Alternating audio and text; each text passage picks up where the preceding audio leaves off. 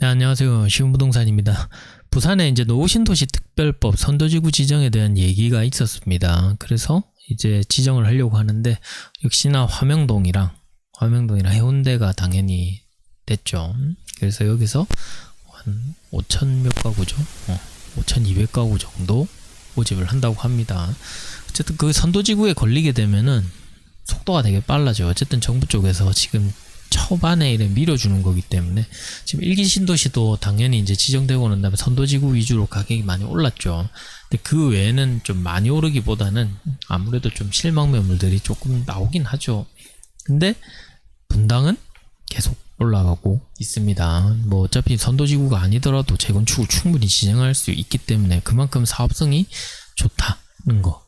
그다음 가격이 신축이 엄청나게 비싸다는 것. 그렇기 때문에 나중에 인기 같은 경우에는 뭐 해운대도 마찬가지일 거라고 생각은 해요. 부산에서는 일단 제일 좋으니까요. 그래서 이제 한번 보도록 하겠습니다.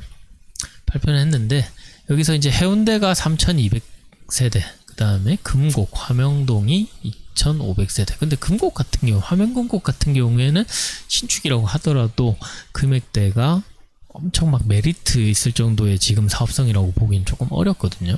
그래서 뭐 지정은 되고 가격은 뛸 건데 주변에 그렇게 큰 영향을 미칠 것 같진 않아요. 근데 해운대도 뭐 마찬가지긴 합니다. 해운대도 뭐 전부 다 될 수 있는 건 아니니까 여기도 선도지구 지정되는 거 위주로 가격이 올라가고 거기서 떨어지게 되는 단지들이 더 많을 거 아니에요. 그런 단지들은 나중에 재건축을 추진할지언정 결국에는 지금 현재로서는 좀 이제 가격대가 좀 실망 매물들이 좀 많이 나오지 않을까 이렇게 생각은 해요. 그 해운대 같은 경우에는 1997년 아직 그렇게 엄청 오래된 건 아니에요. 이제 30년이 다 돼가는 그런 상황인데 1기 신도시보다는 조금 더 느린 경향이 있죠. 그래서 여기서 360%의 용적률을 주겠다라는 겁니다. 지금 현재는 한 250% 정도 되거든요. 250% 정도. 거기에 비해서 사업성이 그렇게 높진 않죠. 용적률이 엄청 많이 주어지는 건 아니라는 겁니다. 그 다음 화명동 금곡지구 같은 경우에도 지금 350%를 주고 현재 234%. 이것도 그렇게 높은 편은 아니죠. 그러니까 사업성이 엄청 좋은 건 아니다라는 건. 근데 해운대 같은 경우에는 아무래도 인프라가 화명동도 마찬가지입니다. 전체적으로 인프라 자체는 굉장히 잘 갖춰져 있습니다. 지금 화명동 같은 경우에는 이제 해운대에 비해서 그 금액대가 조금 낮다는 거지 그래도 인프라가 없는 건 아니거든요. 굉장히 잘 갖춰져 있거든요. 해운대도 마찬가지고 그래서 이제 해운대를 개발하게 되면은 충분히 사람들이 들어와서 살 수 있다라고 생각을 하고 있는 거기 때문에 재건축을 좀 진행하려고 하는 거죠. 분당도 마찬가지입니다. 살기가 너무 좋은데 집들이 너무 낡아서 여기에 대해서 재건축이 필요하다라고 얘기하는 거거든요. 그러니까 해운대도 마찬가지입니다. 살기가 너무 좋은데 그냥 자체가 너무 이제 좀 오래되다 보니까 그런 부분에 대한 불만이 좀 나오고 있는 거고 그래서 재건축을 지금 진행하려고 하는 겁니다. 어쨌든 여기서 발표가 됐기 때문에 올해 안에 선도지구가 지정된다는 걸 생각하시면 되는 거죠. 그렇기 때문에 여기서는 이제 어떻게 되느냐 거기에 따라서 조금 많이 가격 차이가 많이 날 거라고 생각은 해요. 일단 통합 재건축으로 보고 있죠. 뭐 특별 예정 구역 안에 17개소라고 뭐 이렇게 얘기는 하지만은 이게 뭐 100% 통합된다는 보장은 없어요. 그냥 임의로 그냥 구역을 나눈 거죠. 임의로 구역을 나누긴 했는데 어차피 뭐가 될지는 모르는 겁니다. 그 주민들의 동의를 얻어야 되는 거기 때문에 동의율이 제일 중요하거든요. 결국엔 동의율에 따라서 움직이는 겁니다. 그렇기 때문에 여기는 뭐 17개라고 해도 여기를 전부 다 할 거다라고 생각할 필요는 없는 것 같아요. 이 통합도 그냥 이렇게 하면 어떨까라고 그냥 안을 내보는 거지 이게 100% 된다는 보장이 있는 것도 아닙니다. 여기서 3,200세대 정도가 지정이 되는 거니까 통합으로 보면은 뭐 여기 3번 정도 여기 하나 하면 끝나는 거죠. 그러니까 뭐 이런 식으로 그냥 된다는 거지 여기가 또 된다는 것도 아니죠. 어쨌든 주민들의 동의가 최고 많은 곳에서 지정될 확률이 굉장히 높다는 거죠. 그럼 만약 지정이 되면 가격이 많이 뛸 거라고 생각은 해요. 그럼 또 이렇게 생각하실 수도 있잖아요. 아 이거 해운대 자동이 이제 재건축 단지들이 막 지정이 되면은 그 옆에 이제 해운대 뭐 중동 쪽에 뭐 집값이 오르지 않을까라고 생각하실 수도 있겠지만 저는 뭐 별개라고 생각해요. 중동은 이미 가격이 어쨌든 조금 올라가 있는 상태고 그다음 금액 그 신축들이 많잖아요.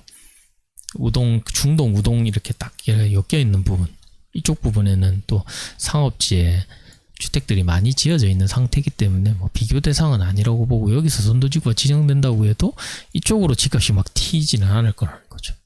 이거는 이거대로 움직이는 거죠. 그래서 지금 현재 사업성을 볼 때는 해운대 KCC 스위첸을 위주로 봐야 되거든요. 근데 여기도 그나마 지금 여기서 신축이라는 거지, 해운대 쪽에서 신축이라는 거지, 여기도 2013년인가 12년인가 그때 입주를 했어요. 되게 오래됐어요.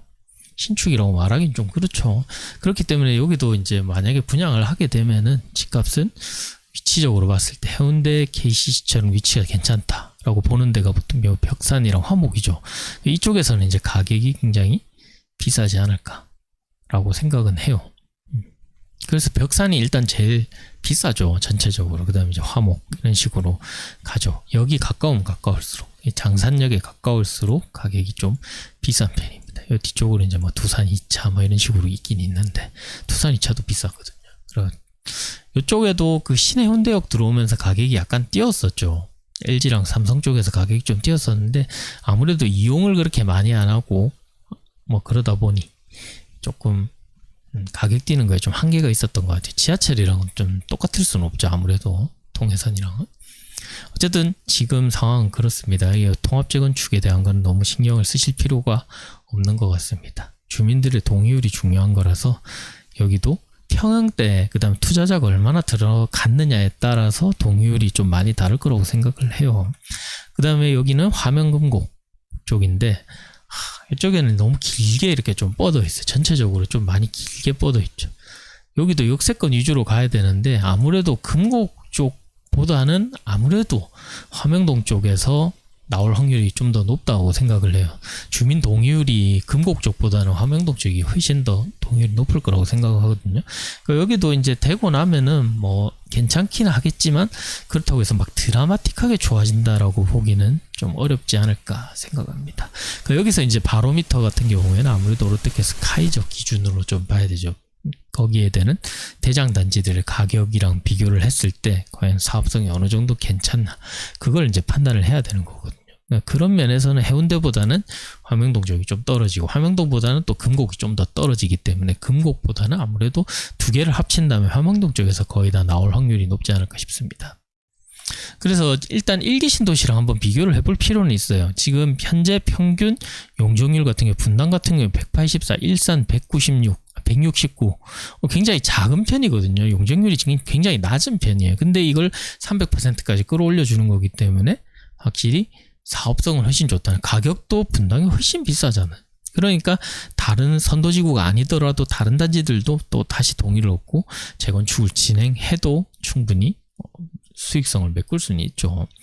평촌, 삼본, 중동 같은 경우에도 용적률이 조금 높긴 하지만은 그래도 부산이 제일 낮긴 했어요. 용적률 자체는. 거기서 선도지구 선정 결과 이제 뭐 이렇게 지정돼서 이렇게 가구가 지정이 된 걸 얘기를 하죠. 이거를 이제 부산이랑 이렇게 비교를 해보면은 지금 현재 세대수 대비 선도지구 지정 비율을 보시면 거의 뭐 10%에서 14%까지 움직이죠. 10%에서 14%. 해운대 같은 경우에 11%로 그냥 뭐 평균치보다 조금 낮은 정도라고 보시면 되고, 현재 용적률 자체는 확실히 분당 쪽이 압도적이죠. 남은 용적률 계산으로 해도 142. 집값도 여기가 훨씬 비싸기 때문에 이건 수익성이 굉장히 좋다고 볼 수 있고, 점점 떨어지죠. 확실히 1기 신도시가 부산보다 낮죠. 부산 해운대 같은 경우에 지금 250%, 그 다음에 화명금곡 같은 경우 234%이기 때문에 차후 용적률로 바뀌는 건 360%, 350%로 바뀌는 거라서 110%가 남았어요. 꼴찌예요. 일단은 1기 신도시랑 비교를 해서 부산 전체로 보더라도 꼴찌죠. 그 다음에 화명금곡, 그 다음에 1기 신도시 이렇게 가기 때문에 사업성 자체는 다른 1기 신도시에 비해서는 확실히 좀 떨어지는 편이다라고 보시면 되고, 가격 면에서도 조금 떨어진다고 봐야 되죠. 그래도 여기는 뭐 괜찮은 편이라고 봐야 되는 거죠. 해운대 자체는 워낙 인프라가 알아주는 곳이기 때문에 재건축이 된다면 굉장히 좋아질 수는 있을 겁니다. 근데 재건축을 보시면 지금 비율이 11%잖아요. 11%. 11%가 재건축이 다 되는데도 걸리는 시간은 굉장히 오래 걸릴 겁니다. 그렇기 때문에 모두 다가 재건축을 할 수 있는 건 아닐 거예요. 그렇기 때문에 리모델링 진행 단지들도 꽤 많이 생길 거라고 봅니다.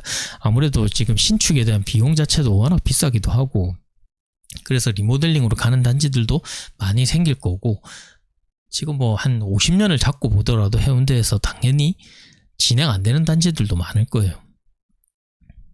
그러니까 뭐 되는 데만 되는 거라고 보시면 될 것 같습니다. 어쨌든 그만큼 투자자가 많이 들어간 게 중요한 거고, 그 주민들의 의지 자체가 굉장히 중요한 거예요. 아, 우리 집이 재건축이 됐으면 좋겠죠. 됐으면 좋겠어라고 생각하시는 분들이 많으면 많을수록 진행 속도가 빠를 수 있겠죠. 근데 해운대에 비해서는 확실히 화명공곡은 약간 그런 분들이 많진 않을 것 같다라는 생각이 들어요. 그래서 선도지구만 지정되고 그 이후에는 재건축 단지가 막 그렇게 크게 활발하게 막 지정되고 이러진 않을 것 같거든요. 해운대는 그나마 조금 지정이 될 것 같고, 이후에는 이제 리모델링 위주로 좀 많이 진행되지 않을까 싶습니다. 어쨌든 남은 용적률 자체로 봤을 때는 그렇게 높은 편은 아니지만, 해운대나 화명이나 확실히 인프라 자체는 잘 갖춰져 있기 때문에 재건축이 된다면 그만큼 인기는 있을 거다라고 봅니다. 어쨌든 여기서도 지금 1기 신도시랑 다르게 부산 같은 경우에는 노후신도시 특별법으로 선도지구가 지정이 된다 하더라도 선정되는 단지만 가격이 좀 많이 올라갈 예정일 거고, 나머지는 그렇게 크게 움직이진 않고 오히려 뭐 약간 실망 매물이 좀 많이 나오지 않을까 이렇게 생각합니다. 그래서 지금 당장 선도지구 지정을 위해서 내가 자동을 투자를 해야 되겠다 이렇게 생각하시면 좀 도박성이 있습니다. 또 어떻게 될지 모르잖아요. 물론 제일 좋은 거는 어떻게든 될 거라고 생각은 하지만 그게 지정이 안 될 수도 있거든요. 근데 만약에 이제 지정이 안 됐다 그러면 오히려 가격이 약간 흔들릴 가능성이 더 높기 때문에 올라갈 가능성보다는 좀 지금 현재로서는 도박성이 좀 가까워서, 아무래도 자동 쪽의 거래 자체도 그렇게 많이 있을 것 같지는 않아요.